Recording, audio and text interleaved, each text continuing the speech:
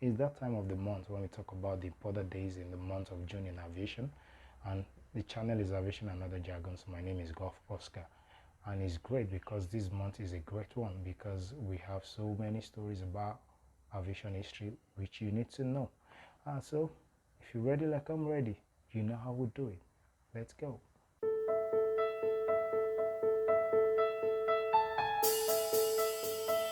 So, on the 1st of June 1967, the first non-stop transatlantic helicopter flight, two Sikorsky HH-3E Jolly Green Giants, flew from New York to Paris.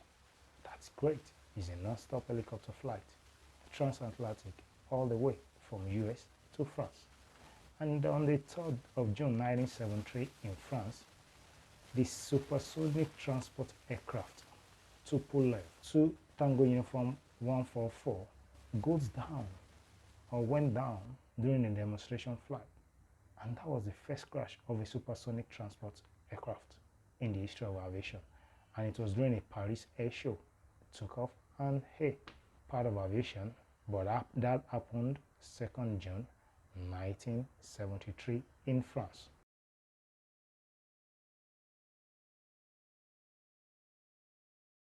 On 15 June 1943 in Germany, the first operational jet bomber, the German-built Arado Blitz, make its first flight. The first bomber that the military are aware of was built in Germany, and it was known as the Blitz. The 15th of June 1943 in Germany, where it was built, which modifications and developments have happened, and now it's a big one because you now have various forms of jet bombers. 23rd of June 1905 in the USA, Wilbur and Orville Wright, also known as the Wright brothers, were able to make their first flight on the 23rd of June 1905 in Ohio in their New Flyer 3.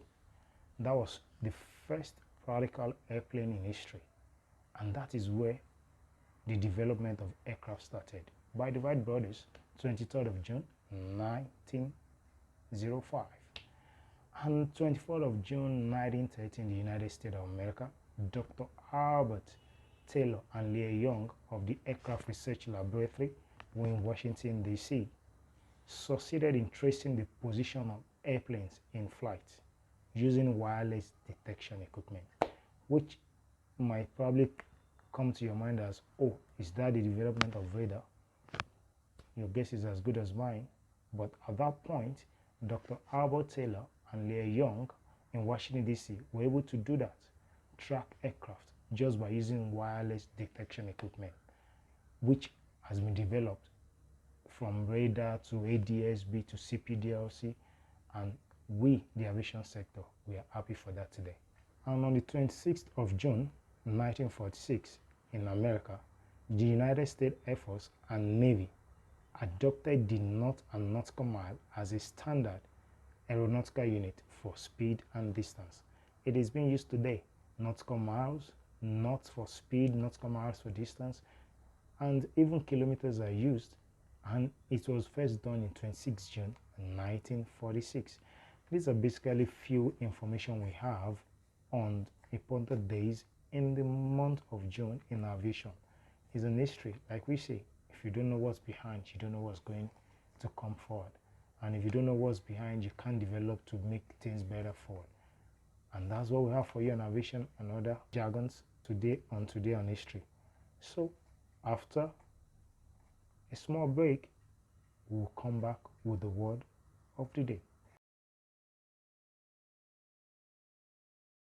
So the word of the day today is wilco.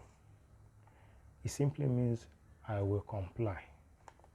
But what it means is just a short form of I will comply. Wilco is a short form of I will comply. But what it literally means is I understand your message and we comply with it.